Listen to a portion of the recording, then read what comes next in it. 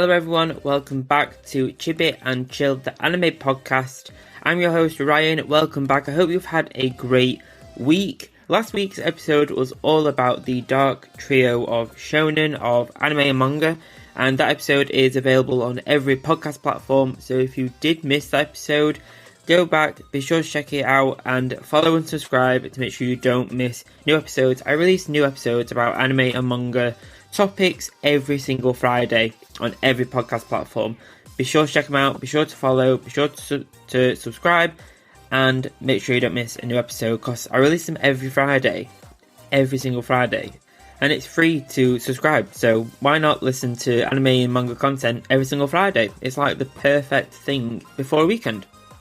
So some bits before we dive into today's episode. So I have a new set of One Piece phone wallpapers over on my Etsy shop. There is a pack for Luffy, Zoro, Sanji and Usopp, with each pack having 5 wallpapers in them for under €2. So it's like under $2 as well. The packs are a digital download and become instantly available after purchase on Etsy, and the shop link is down in my show notes. There's 4 of them, go check them out, get your favourite character out of those 4. Mine's in there, I hope yours are as well. Check them out, they're a great way to add, a great and cheap way should I say, to add some anime to your phone and just swap it out every so often. You get 5 in the pack, so go ahead, go check them out, shop links down below. And lastly, if you're listening on Apple Podcasts, check out the Apple exclusive weekly anime and manga news podcast series I do as well. So it's called Chibi Exclusive, and new episodes release every Sunday.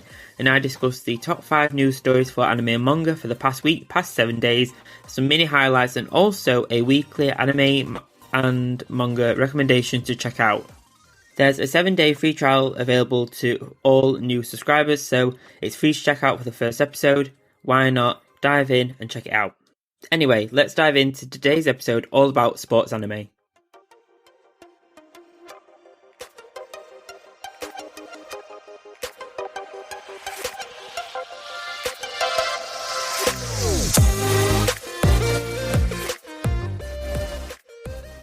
So today we're going to be diving into the sports anime genre, and now that I've said that out loud from a little script and little notes, I didn't realise I made a pun there, but yep, we're going to be diving into sports anime and the genre in general. So now, I'm not an overly sporty person. I do like to work out and I exercise fairly regularly, but I don't play or watch sports in general. It just doesn't interest me.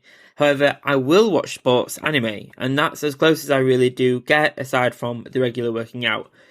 I think sports anime genre is one that doesn't get as much new anime as some of the other genres, or maybe it's hard to make a compelling story with sports as the main event, or maybe it's just because it doesn't get as much promotion alongside shonen anime, for example, and it feels like shonen anime is continuously churns out these high impact, high hype shows such as Demon Slayer, One Piece, that kind of stuff. All the big hitters always seem to be in the shonen genre, but sometimes we do get a special one from the sports anime genre that really hits it out of the park, and this season it was Blue Lock. That being said, the genre is filled with anime adaptations, and what seems like every single sport that's ever existed has been turned into an anime, such as hockey, football or soccer if you're in the USA. Volleyball, basketball, bowling and even ping pong have become anime adaptations and become the main kind of theme for that show. And there are some sports anime series that make it big and become some of the biggest anime series we've seen for that season. And some of these include Haikyuu and Blue Lock. Now, Blue Lock was the first sports anime that I actually watched and got me hooked on the series from the get-go. From episode 1, I was absolutely hooked. And I didn't actually expect to get hooked on a sports anime. I originally watched Blue Lock because of the hype, and I kept seeing so much hype around the launch of the series, and I quickly grew to love the characters and the alternative take on teamwork and the drive of the characters. It wasn't kind of what I expected, and I knew nothing of Blue Lock before I started watching the series, before I started watching the anime, and it compelled me to keep watching it because it's just quite a different take, but I'll dive into that a little bit later on. But I was also really surprised at how refreshing it was to step into a completely different genre of anime that I'd not watched before. And I think sometimes we can get kind of a rut isn't the right way to kind of say it, but we get too comfortable with watching the same genres of anime. We there's so much on servers like Crunchyroll, like the isekai or shonen genres. There's so much within those libraries, those genres alone, that it's so easy to not actually step out and take a look at different genres and take a look at what else is there in the anime world? What else are we missing? And Blue Lock was kind of not an eye opener, but it was a refreshing moment for me to take a look at a new series and a new genre that I don't really check out at all.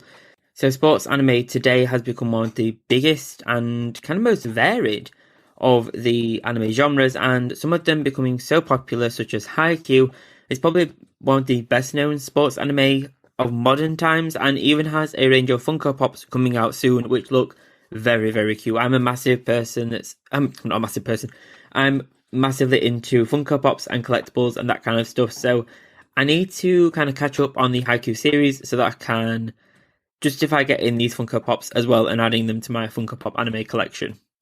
But I also, in this episode, I want to dive into the sports anime genre in a little bit more detail and take a look at when did the sports anime genres get started, and after that I'll go through some sports anime recommendations for you to check out if you're looking to dive into these series or dive into the genre overall, and what my recommendations would be on a series to check out. So when did sports anime genre get started? So it actually started so much earlier than I would have ever anticipated. So in 1928, the Animal Olympic Games was a 30-minute short film about animals taking part in Olympic Games. So Japan entered the Olympics in 1912, and it didn't win medals until the 1920s, and for the first time in 1928, they won their first gold medals. So this was a huge milestone, not only for Japan, but for the Olympics in general, for the international stages that these athletes compete on. And it was this milestone that inspired Yasuji Murata to make the anime. So the anime is a black and white film, and it has a similar vibe to old school Disney. So think about Steamboat Mickey and that kind of black and white motion kind of vibe. It has a very similar animation style to that was popular in the 1920s.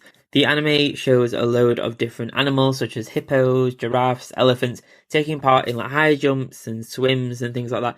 They're all the Olympic events essentially at the time. So really, really fun. It's a really cute anime, and I didn't come across this at all during my first series when that launched the podcast, which was the history of anime. So I didn't actually come across this. So that's very interesting. And it kind of says something about sports anime not being as a bigger genre as some of the others. But due to world events, it wasn't until the 1960s that we saw more sports anime being created.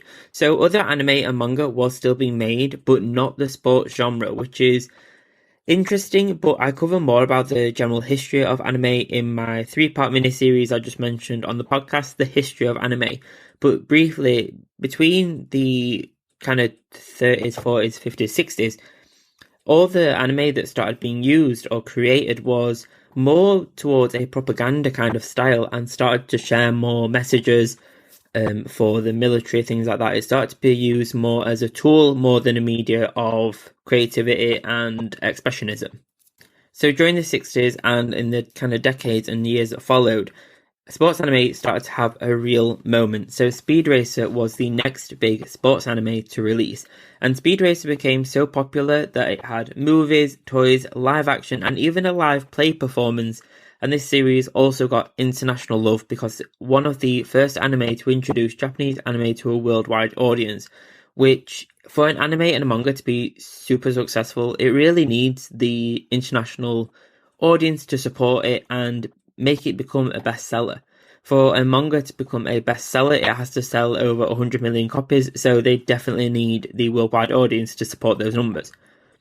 The other one that helped to support the genre at the time was Stars of the Giants, which was a baseball anime, and Tomorrow's Joe, which was a fighting anime. Tomorrow's Joe, this is known to have influenced many other mangakas and anime creators, such as the creators of Naruto and Ghost in the Shell, they've all spoke about Tomorrow's Joe and how the characters are so realistic and believable, and how that anime kind of inspired them to create their own more relatable and realistic characters, the world building, and I think it's interesting. And I think it's really nice when we see mangakas and anime creators referencing other works that they love and that they've used as inspiration. It's really nice. And then Attack number 1, which was a volleyball anime, also helped to introduce more a female perspective and female sports into the anime genre as well.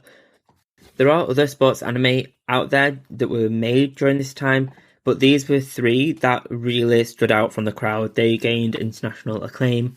They had spin-offs, they had movies, they introduced different audiences to anime, and there are others that came after them as well that continue this kind of thread.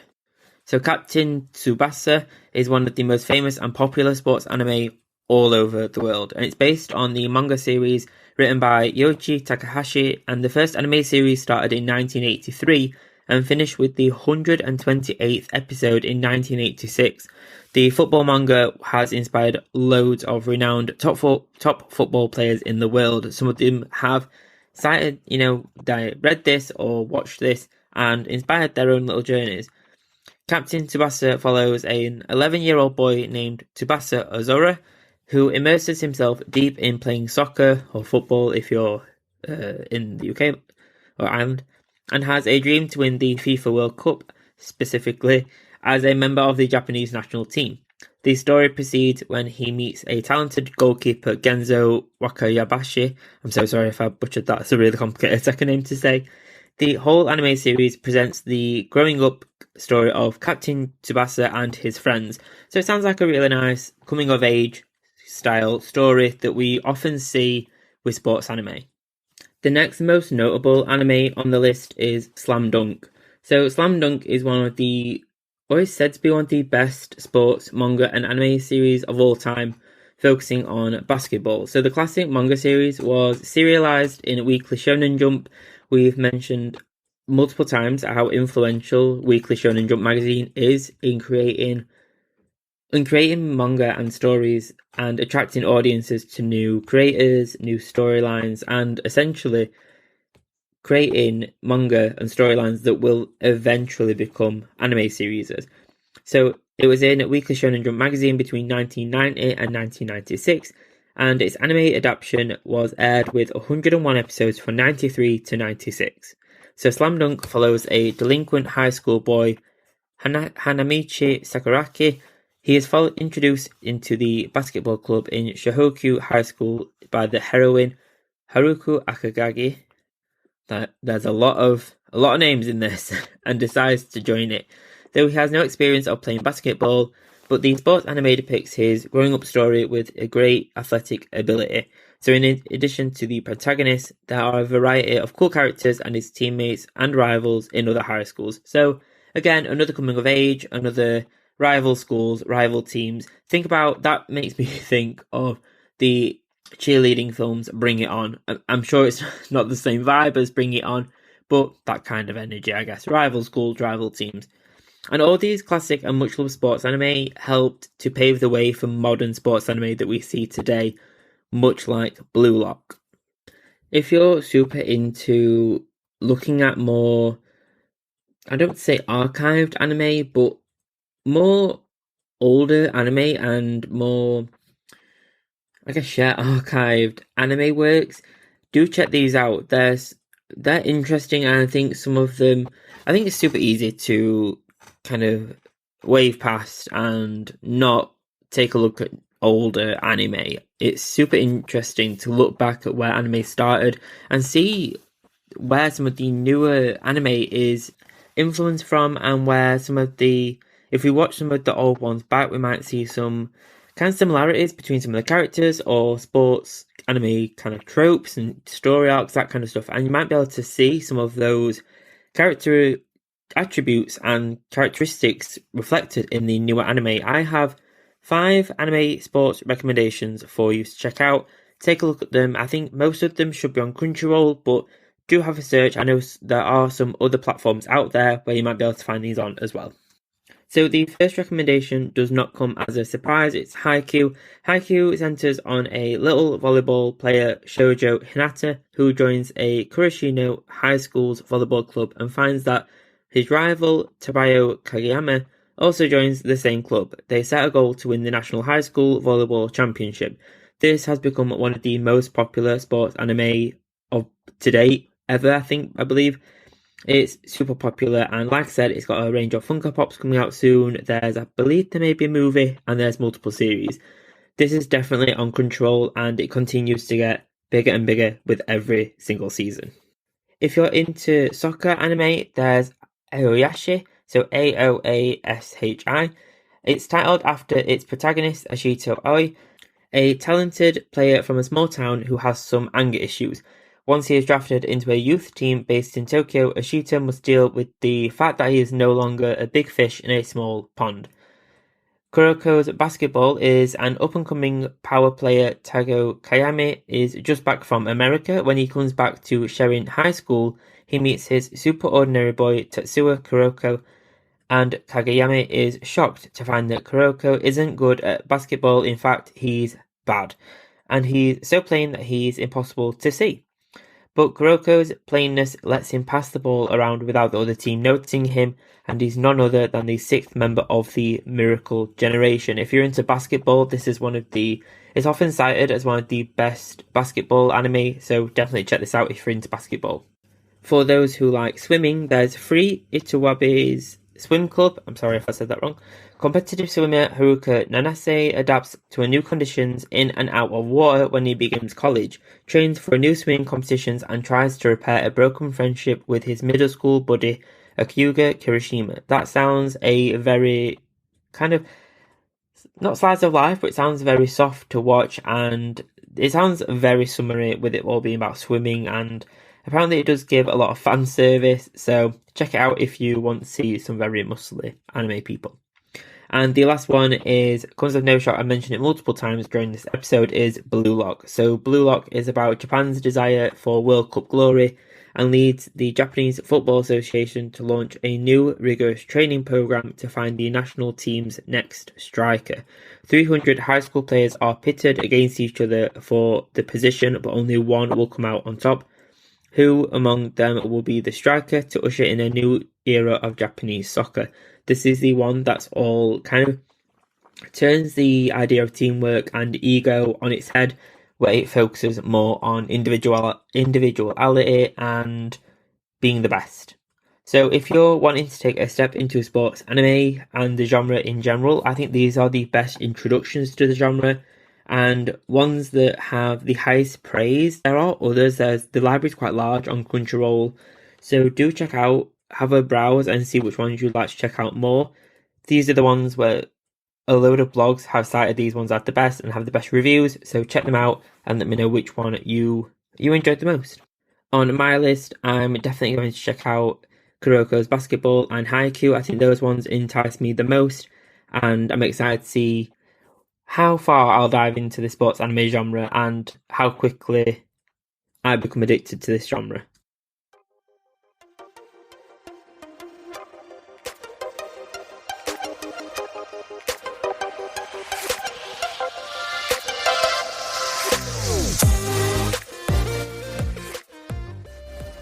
Thank you for joining me on this week's episode of Chibi and Chill the Anime podcast. I hope you've enjoyed it. I hope you've learned something. I definitely have. Down in the show notes, you'll find links to all of my Etsy shops, my social media, and more. My Etsy shop is full of anime merch illustrated by me. Chibi style artwork that's cute and features a range of merch, including phone cases, prints, and much more coming very soon. And on there, you'll find anime characters from a bunch of your favourite series, including Sailor Moon, Attack on Titan, Black Clover, Demon Slayer, Jujutsu Kaisen, and much more. Be sure to follow the shop on Etsy and you'll be notified of every behind the scenes photo, every sale, and every new product launch. If you're a mega fan of anime, then why not check out my brand new Patreon monthly subscription club. There are 3 tiers of membership: Chibi Fan, Chibi Super Fan and Chibi Mega Fan, with each tier being better than the last. Each month, for one cost, you'll receive free prints, free downloads and much more, including exclusive behind the scenes videos, photos and more of how I create my prints and anime themed artwork. If you'd like to receive exclusive updates and anime themed goodies every single month delivered straight to you, then why not check out my Patreon? The link's down below. I'm sure you'll love being a part of the Chibi Weeb fan club. Sometimes finding a birthday card or an occasion card can be a boring task. However, I have some anime themed cards on my Thortful.co.uk creator profile, which is found in my links on social media. Over on Thortful, you'll find a bunch of anime themed cards such as Studio Ghibli happy birthday cards and more, with my range being updated regularly. Each card is processed by Thortful.co.uk, with shipping being fast, quick and efficient.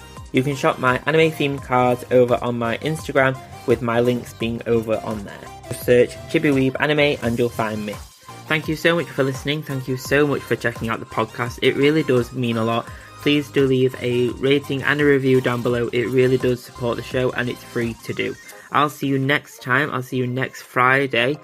Have a great weekend. If you're a subscriber or if you're thinking of subscribing or starting the free trial on Apple Podcasts, I'll see you on Sunday for the next episode of the Chibi Piece exclusive Apple Podcast exclusive episode on Sunday.